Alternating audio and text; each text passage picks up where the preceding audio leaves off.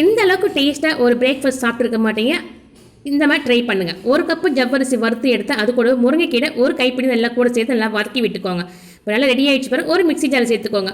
ஒரு பச்சை மிளகா, ஒரு காஞ்ச மிளகா, கொஞ்சமாக உப்பு, கொஞ்சம் இஞ்சி சேர்த்து அரைச்சி ஒரு பவுலில் சேர்த்துக்கோங்க. இன்னொரு பவுலில் ஒரு கப்பு கோதுமை மாவு, கொஞ்சம் உப்பு, கொஞ்சம் மிளகுத்தூள் சேர்த்து நம்ம அரைச்சி வச்ச ஜவ்வரிசி சேர்த்து நல்லா கலந்து விட்டுக்கோங்க. அது கூட ஒரு வெங்காயம், கொஞ்சமாக தண்ணி விட்டு விட்டு தெளித்து நல்லா பிசைஞ்சு எடுத்துக்கோங்க. இது வந்து பார்த்தீங்கன்னா ஒரு சப்பாத்தி மாவுக்கு நல்லா பிசைஞ்சு எடுத்துக்கோங்க. கூடவே கொஞ்சம் ஓமம், கொஞ்சம் சீரகம் சேர்த்து நுணுக்கி விட்டு நல்லா கலந்து விட்டுனா டேஸ்ட் ரொம்ப நல்லாயிருக்கும், வாசனையாக இருக்குங்க சாப்பிட்றதுக்கு. இப்போ ரெடி ஆகிடுச்சு பாருங்கள் சப்பாத்தி மாவு. நல்லா சின்ன சின்ன உருண்டையாக எடுத்து நல்லா ஒரு வாழையில் நல்லா தட்டி ஒரு தோசை தவால் நல்லா திருப்பி போட்டு எடுத்துக்கோங்க. பாருங்கள் ஃப்ரெண்ட்ஸ், இந்த மாதிரி நீங்கள் சாப்பிட்டு பாருங்கள். பிரேக்ஃபாஸ்ட்டுக்கு உங்கள் பசங்களுக்கு கொடுங்க, நல்லா ஹெல்த்தியாக இருக்கும். முருங்கைக்கீரை பிடிக்காதுன்னு சொல்கிற பசங்களுக்கு இந்த மாதிரி செஞ்சு கொடுத்தீங்கன்னா டேஸ்ட் ரொம்ப ரொம்ப நல்லாயிருக்கும், ரொம்ப விரும்பியும் சாப்பிடுவாங்க. கண்டிப்பாக ட்ரை பண்ணுங்கள். இது தொட்டு சாப்பிட்றதுக்கு தேங்காய் சட்னி, வேர்க்கடலை சட்னி, கார சட்னி ரொம்ப சூப்பராங்க. பிடிச்சிருந்தால் மறக்காமல் லைக் பண்ணுங்கள்.